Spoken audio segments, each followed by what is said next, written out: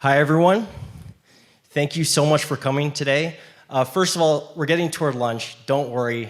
Just in case there's some lag in the audience, I first want to give a huge shout out. It takes a ton of work to put an event like this together.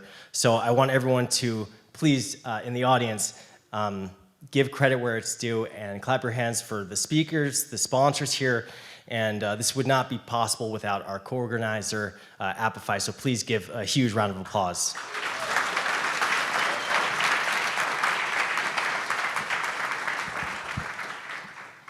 Who in the audience has raised money before, has fundraised, successfully or unsuccessfully?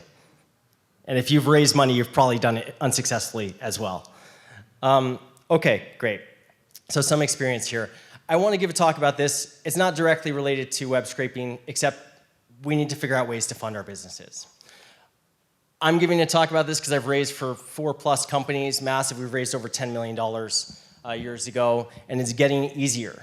I'm compressing the time. Massive, our 10 million fundraise took 2 months. Raising for $500,000 for Cheerful Giving took 2 years. Raising for Browser Cache, the founder of Browser Cache is here, Alex, took us 1 meeting to get our lead. And it's because we followed the steps from this presentation that I tell people all the time when they come to me for help fundraising. So first of all, this is from my experience. This applies to me. Whatever works for you, great. This is not to say that something else won't work, but this is what I have found to be helpful. If you have an advantage, if you have a rich uncle, friends, colleague that wants to pay for your business, a favor that you call in, amazing. I didn't have these advantages when I did this, especially the first few times. Use whatever advantage you have. This is hard. Don't make it harder on yourself. Okay, so why and when to fundraise? One of the biggest mistakes I see is that people are fundraising for businesses from VCs, and it'll be extremely hard, or almost never will they fundraise because their business is not meant to be VC-backed. VCs want multi-billion-dollar exits. Your serviceable market, if your serviceable market is $1 billion only, every mistake, every strategic mistake you make as a founder cuts a 0 off of your potential from your exit, something like that, like big mistakes, and we all make mistakes. So if it's $1 billion, you make 3 mistakes, and your company won't even return the original investment that it gets. You're targeting, you have a business that can make $10 billion a year in revenue, something in this scale, or $1 billion a year in revenue, but a fast-growing market, because you will make those mistakes and will limit your potential. And VCs are gonna grade you based on percentage to success for a certain outcome. 100%, they make $1 million. 10% they make $10 billion, and they'll weight it like this. So if that market, if you're not honest about that market with yourself, with others, it is extremely clear, and it will be a no. Other reasons to raise, not only is there a big serviceable market, but you need first mover advantage, you need to move fast. You have a money machine, congratulations. You can put $1 in and get 5 out, and you need as much money as possible to scale. That's amazing. Or your business takes a lot of money to get it off the ground. Everything else, you might need to raise money for your own personal reasons or whatever, or raise from some angels or something like that, but it's a different conversation, VC versus raising from friends and family who understand that you're not gonna get them a 100x outcome and they'd be happy with a 3x or a 4x, or to support you and get a 1x one day. Here's the process, and I don't have time to go through everything today, so I'm just gonna nitpick one thing from each slide. What people miss is preparation.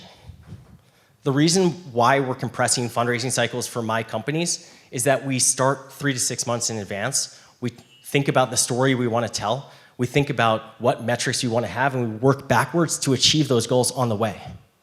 $5 million a year in revenue, flat, 2 years, is not interesting. 0 to 5 million is in a year or whatever. Things are crazy these days, we all know. But it's about that trajectory, and how are you going to show that trajectory and that you're de-risking your initial assumptions. Okay, building a deck. I have a very strong preference for this exact way to build a deck. I won't go through this, but here's what people miss. 1, big vision. Like I said, your serviceable market has to be in the billions to raise from kind of your SF or NY or big city VC, we'll say. And you have to make it as huge as possible. We just launched, luckily massive, we took our seed round and we were a profitable company So we don't have that much pressure to raise. And I'm very happy about that. But even when I look back and I think, what would our story be? Just in preparing for any circumstance, I still look back at this template, and I'm reminded of these fundamentals. That big vision has to be huge. Our render API is like an unblocking API. I'm not saying we're building an unblocking API to scrape the web more easily. I would say something like, web usage is going to grow by 10x in the next year because of agents, and it doesn't have the proper web infrastructure. So there's a huge amount of companies that are going to be spending money and don't have enough service providers. We're unlocking this 10x of web infrastructure use in the next year. That's big. And the other thing is risks. People ask me, why? Why put risks? It's to show that you've thought about your business.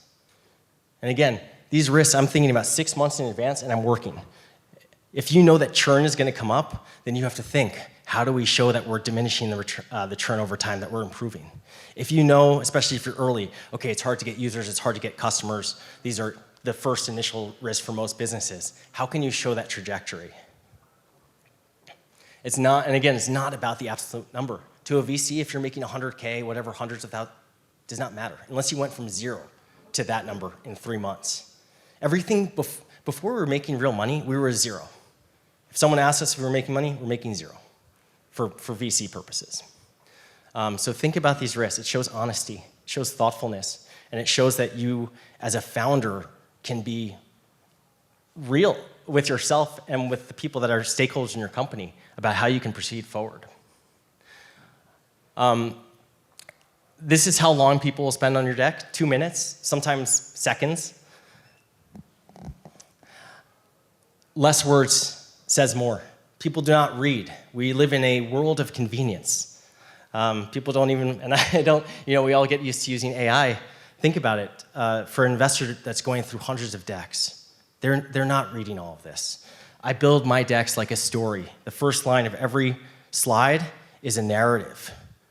Okay, we're unlocking the web for all this agentic traffic.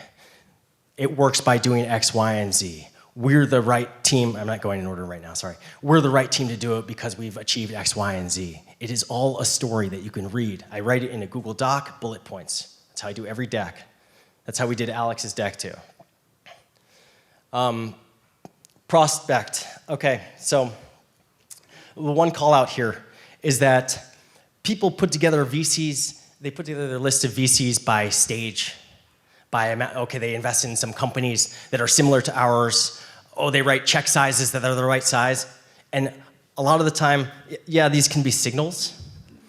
It could also waste a lot of your time trying to reach out to these VCs that were never going to invest. If you're raising from VC, you are looking for a specific partner who believes in your vision of the world, and they are waiting to find the right company to fund. Think about how much easier it is to sell to someone who already has a pain point and they need your product than it is to go and sell to someone who doesn't realize they have a problem. They're almost impossible to sell to. You're looking for a partner level. What have they been tweeting about?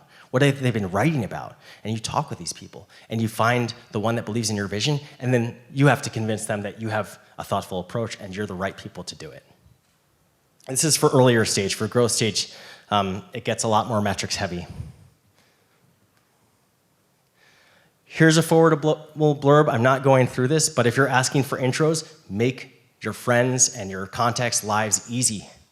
They're doing you a favor. Send them this forwardable email.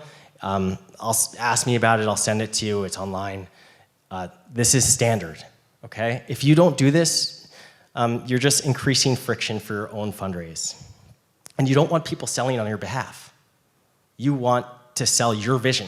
You don't want someone's interpretation watering down whatever your story is. And I think lastly for today, because limited time, but if you're closing a priced round, you can save yourself a lot of time by only talking with leads. Lead investor. Do people know what a lead investor is versus a follow-on investor here? Who knows what I'm talking about? Just raise your hands. Okay, great. Let me give a quick quick blurb. I'm going to go over by 30 seconds, but lead investors have enough, they can do research and find enough conviction to set a price for your company and lead the round. And followers will never lead unless someone else does. And by the time they do, if you have a lead, you'll be able to find lots of followers. So you can pick the best ones to invest in your company. So a huge mistake I see is people spending hundreds of meetings, meeting with people who can't lead their round, and they think they're making progress in their fundraise, and they're making no progress and wondering why. It's because none of those people have the power to get enough conviction to invest in your company and be the first one in. So if you are raising a price round, talk with leads until you find one. My conversations for Massive with followers, writing checks $500,000 plus, were 45 minutes and a yes/no afterward once we had a lead. And those conversations could have taken months of my life thinking I was making progress when I wasn't. If you're not doing a price round, you can talk to whomever and you could do whatever as long as they can write a check, whatever works.